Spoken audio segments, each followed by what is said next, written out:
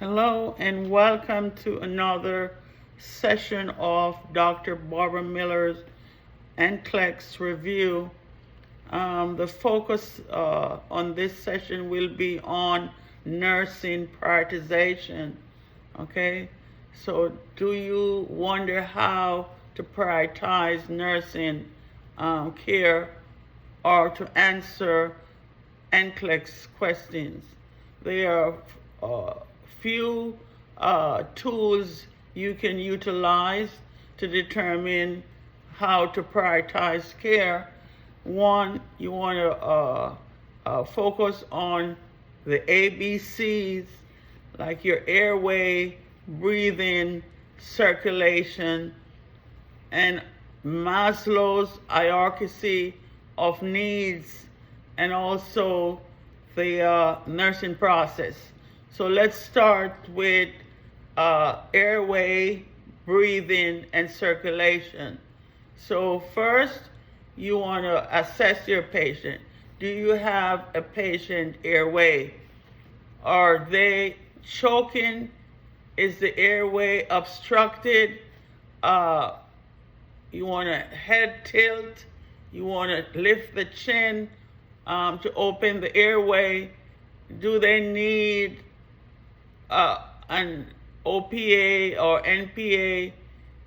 Are they having any stridor are they in the mental status altered? Okay. If the Glasgow Coma scale is less than 8, that's indicative of a coma, so you're thinking intubation. Breathing, are they breathing fast or slow? Is it shallow? Is it labored, or is there any increase in the work of breathing? Or can you hear bilateral breaths, sounds, or any cyanosis? You want to look at your patient to determine if the patient color is cyanotic, blue in color. And circulation, do they have a pulse? Yes or no? If they are breathing, okay, is the patient's heart rate and blood pressure stable? Are they tachycardic? The heart rate above 100, or they are bradycardic, the heart rate below 60. Any arrhythmias on the EKG or electrocardiogram? Is their blood pressure low, or they're in shock? Are they dehydrated? Okay, what type of shock? Hypovolemic shock? Are they bleeding? You want to check their capillary fills, okay? And also you want to assess their lower extremities for cold or clammy. You also could use your Maslow's hierarchy of needs. Okay, it starts from the lower level needs all the way to self-actualization. So the lower level, you're going to start with your physiological needs, food, water, vitals, pain, digestion, elimination. The second of the Maslow hierarchy of needs is safety and security. Fall prevention, bed is locked, the environmental is safe, the patient is comfortable. Then the third of the Maslow hierarchy of needs is love and belonging, whether they're building rapport or they develop trust, relationship, acceptance from others, self-esteem, esteem from the self.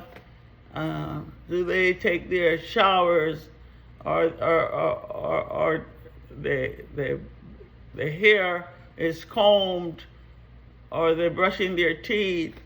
Okay, so self-esteem is paramount. And then the last of the Maslow's hierarchy of needs is that of self-actualization. That's the highest level, unlikely to be used during the NCLEX question. Most will fall into the first three levels of hierarchy, which are physiological needs, safety and security, love and belonging. Some general tips that I would like for you to have in mind when you're on the test: your ABCs, okay? Your airway, breathing, and circulation. So you want to focus on those. If your patient doesn't have an airway or isn't breathing, you don't have a patient. The Maslow hierarchy, typically for your NCLEX questions, the option will usually fit into the first 1 through 3 of the hierarchy of needs. The nursing process is another. So let's talk about the nursing process. First, you want to assess. Okay, you want to gather as much information on your patient. You want to look at their vital signs. You want to look at the overall physical assessment. You want to look at the labs to determine the diagnosis. So the next one is the diagnosis. You want to create a nursing diagnosis for actual or potential problem based on your assessment and the plan. You want to develop a plan of care, plan out interventions to help the actual or potential problems. Then from there you want to implement. You want to intervene, okay, to help your patient. And the last of the nursing process, you want to evaluate. You evaluate your effectiveness and you want to modify your intervention if needed.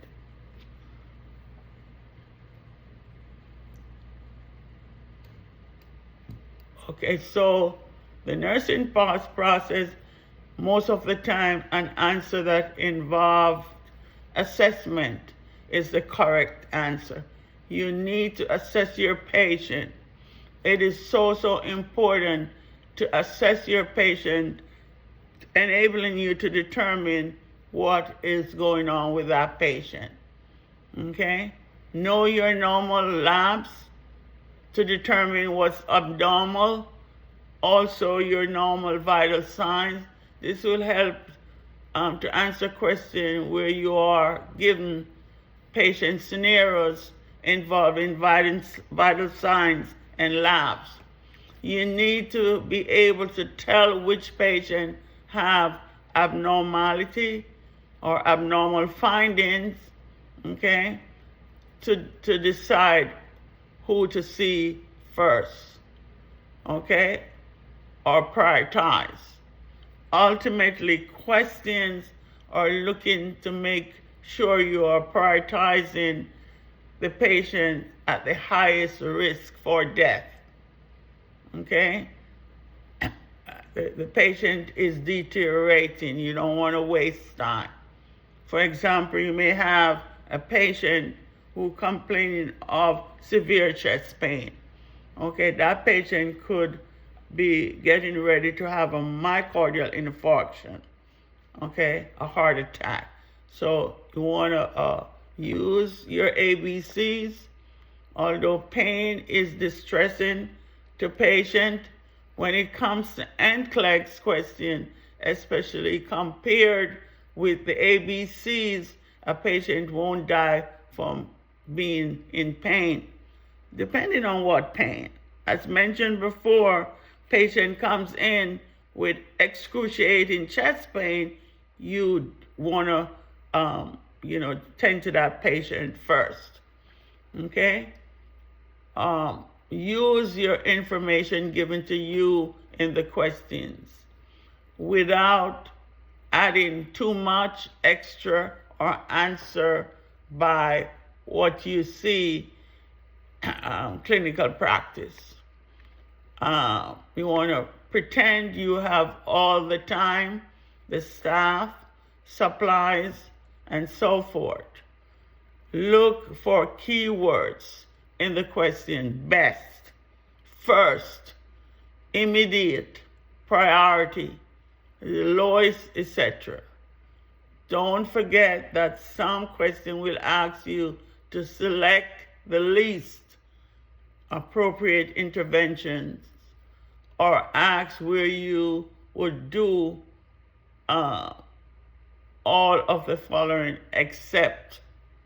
Sometimes keep in mind that 3 of the 4 responses will be correct in this style of question. Select all that applies. Know what you can and what you can't delegate to an LPN or a CNA. Other staff can't delegate assessment.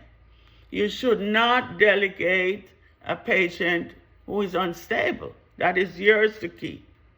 Okay, so you want to hold on to patients who are unstable rather than delegate those tasks to an LPN or a CNA. So you want to look out for those line of questioning. You are also, as the RN, still responsible for following X abnormal vitals recorded by the CNA, or still RN problems, and ultimate your responsibility. So what I'm trying to say, if the CNA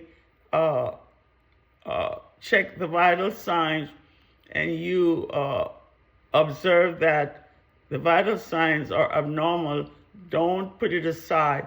You want to go and recheck for yourself, okay, so you could determine what is going on with that patient.